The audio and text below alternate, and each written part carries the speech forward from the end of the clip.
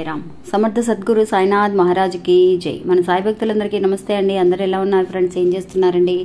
ఈ రోజు వీడియోలోకి వెళ్ళడానికి ముందుగా బాబాగారి ఆశీస్సులు మీ అందరికీ ఉండాలని మనస్ఫూర్తిగా కోరుకుంటున్నానండి. ఇంకా ఈ రోజు చూడబోయే వీడియో ఏంటి అని అంటే అండి, రేపు మనకి తొలి ఏకాదశి అండి. అంటే 17వ తారీఖున బుధవారం నాడు తొలి ఏకాదశి రావడం అనేది జరిగింది. ఇది చాలా శక్తివంతమైన తొలి ఏకాదశి అండి.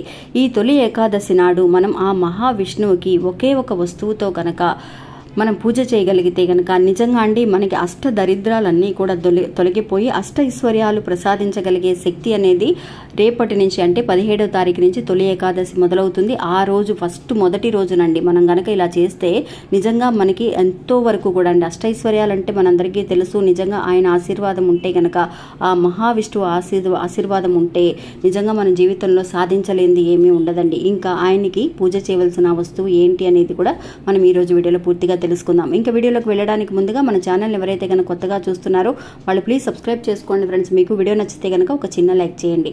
ఇంకా వీడియోలోకి వెళ్ళడానికి ముందుగా మాకు దగ్గర రిలేషన్ అండి, అంటే సిస్టర్ లాంటి వారనమాట. ఆవిడ నిజంగా ఎన్నో రకాల సమస్యలతో బాధపడుతూ ఉండేదండి.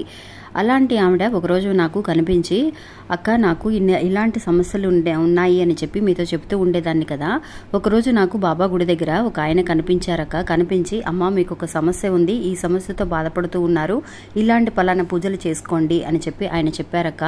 నిజంగా ఆయనతో నేను పూజలు చేయించాను. చేయించిన తర్వాత ఆశ్చర్యం ఏంటి అని అంటే ఒక్కొక్క సమస్య అనేది మాకు తగ్గుతూ వస్తూ ఉందక్క. నిజంగా చాలా బాగా పనిచేస్తున్నాయి ఇలాంటి పూజలు అనేవి అని చెప్పి ఆవిడ చెప్పిందండి.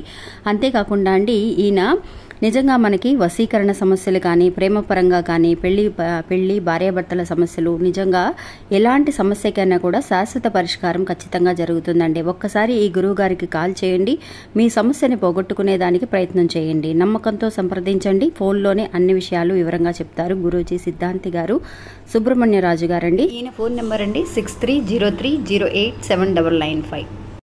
ఇంకా ఈరోజు వీడియోలోకి వెళ్దామండి. అంటే రేపు 17వ తారీఖున బుధవారం నాడు తొలి ఏకాదశి అండి. అసలు తొలి ఏకాదశి అంటే ఏంటి అని అంటే ఆ మహావిష్ణువు అండి ఒక 4 నెలల పాటు నిద్రలోకి వెళ్ళగలిగే సమయం అండి. ఆ నిద్రించే సమయంలో అండి మనం ఈ ప్రపంచంలో ఉండే మనుషులందరూ కూడా చేసే మంచి చెడులని ఆయన గ్రహించి వాళ్ళకి ఎలాంటి వరాలను ప్రసాదించాలి అనడానికి మంచి సమయం అండి. అందువల్ల ఇలాంటి సమయంలో అంటే మొదటి రోజునే మనం ఆ మహావిష్ణువుని కనుక అంటే నిద్రలోకి వెళ్ళగానే మనం చేసే అన్నీ కూడా నిజంగా అండి ఈ 4 నెలల పాటు ఆయన ఇలాగా ప్రపంచంలో ఎవరైతే ఉన్నారో మంచివాళ్ళు చెడ్డవాళ్ళు ఎవరైతే ఉన్నారో అందరినీ కూడా ఆయన గ్రహించడం అనేది జరుగుతుంది. అందువల్ల అలాంటి మహావిష్ణువుకి ఇష్టమైన ఒక వస్తువు అనేది ఉందండి. అలాంటి సమయంలో మనం ఎప్పుడు కూడా దేవుణ్ణి ఆకర్షించుకోవాలి, మనం ఆయన ఆశీర్వాదం మనకి కలగాలి అని అంటే కనుక నిజంగా మనందరికీ కూడా తెలుసుకోవాల్సిన ఒక విషయం అనేది ఉందండి. ఈ మహావిష్ణువుకి నిజంగా అండి రేపొద్దున బుధవారం నాడు పొద్దున్నే లేవగానే చాలా మంది ఏకాదశికి ఏ గుళ్ళు కూడా ఖాళీగా ఉండవండి. చక్కగా మీరు ఏ గుడికి అయితే మీకు దగ్గరలో ఉందో ఆ గుడికి వెళ్ళి చక్కగా దర్శనం చేసుకుని రండి. అక్కడ దర్శనం చేసుకునేటప్పుడు మీరు ఆయనకి ఒక తులసి మాలని సమర్పించండి ఫ్రెండ్స్. నిజంగా తులసి మాలలో ఉన్న విశేషం అనేది మీ అందరికీ తెలుసు. తులసి అనేది నిజంగా ఆయనకి ఒక మాలగా అంటే ఆ మహావిష్ణువుకి కానీ వెంకటేశ్వర స్వామికి కానీ చక్కగా మన ఇలాంటి ఒక తులసి మాలను గనక సమర్పిస్తే మన అష్టదరిద్రాలన్నీ కూడా తొలగిపోయి చక్కగా మనకి మంచి జరగాలి, అష్టైశ్వర్యాలు పొందాలి అని అంటే ఇలాంటి తులసి మాలను అక్కడ ప్రసాదించండి.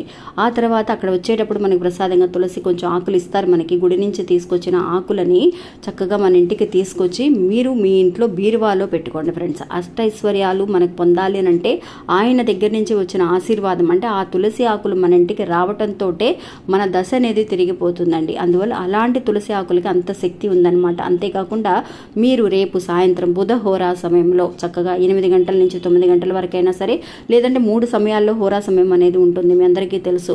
అంటే 6 గంటల నుంచి 7 గంటల వరకు రేపు ఉదయం, ఆ తర్వాత మధ్యాహ్నం 1 గంట నుంచి 2 గంటల వరకు, రాత్రి 8 గంటల నుంచి 9 గంటల వరకు మీకు ఏ సమయంలో వీలైతే ఆ సమయానికి గుడికి వెళ్ళి రండి. ఆ తర్వాత ఇంట్లో మీరు హారతి దేవుడికి పూజ చేస్తాం కదా, దీపారాధన చేస్తాం కదా, చక్కగా హారతి ఇచ్చేటప్పుడు పచ్చ కర్పూరంతో హారతి ఇవ్వండి ఫ్రెండ్స్. నిజంగా అండి ఎలాంటి దేవుడికైనా కూడా పచ్చ కర్పూరంతో చేసే సేవ అనేది నిజంగా చాలా బాగా పనిచేస్తుందండి. వాళ్ళు అలాగే చాలా ఐక్యమైపోతారనమాట. ఎక్కడైతే కనుక పచ్చహారతితో పచ్చకర్పూరాన్ని ఎక్కువగా ఉపయోగిస్తూ ఉంటారో, పచ్చకర్పూరంతో హారతిస్తూ ఉంటారో, అలాంటి ఒక్క హారతి చాలండి ఆయన ఆశీర్వాదం, మనం ఆ మహావిష్ణువు ఆశీర్వాదం పొందడానికి. ఆయనకి ఇలాగ ఒక్కసారి ఈ వస్తువుతో, ఈ కర్పూరంతో హారతి ఇవ్వటం మట్టికే కాకుండా నిజంగా ఒక పచ్చ కర్పూరాన్ని ఒక చిన్న పొట్లం కట్టి మీ పూజ గదిలో పెట్టండి ఫ్రెండ్స్. ఇంతకుముందు కూడా నేను నిన్న ఒక వీడియోలో కూడా చెప్పాను అనమాట, అమ్మవారికి సేవ చేసేటప్పుడు మనం ఎలా చేయాలి అని. అప్పుడు కూడా పచ్చకర్పూరం గురించి మనం చెప్పాం. అందువల్ల పచ్చకర్పూరాన్ని ఎంత ఎక్కువగా వాడితే అంత మంచిది. అంతేకాకుండా రేపు ఉదయం మీరు లేసేటప్పుడు కొంచెం వాటర్లో పచ్చకర్పూరాన్ని కొంచెం పొడి చేసి చక్కగా పన్నీర్ కానీ వాటర్లో కానీ కలుపుకొని మీ ఇంటి గుమ్మం ముందు చల్లండి ఫ్రెండ్స్. తెల్లవారుజామున ఉదయం లేవగానే ఆ మహావిష్ణువుని ఆకర్షించుకోగలిగితే ఆయన ఆశీర్వాదం ఎల్లప్పుడూ కూడా మనకు ఉంటుందండి. ఇంకా ఇది ఫ్రెండ్స్ ఈరోజు మన వీడియో. ఈ వీడియో కూడా మీ అందరికీ ఎంతో ఉపయోగపడుతుందని అనుకుంటున్నాను. నచ్చితే కనుక ఒక చిన్న లైక్ చేసి సపోర్ట్ చేయండి. మీ ఫ్రెండ్స్ అందరికీ కూడా షేర్ చేయండి. మళ్ళీ మంచి ఇంకొక వీడియోలో మళ్ళీ కలుస్తాను. అంతవరకు సెలవు, నమస్తే.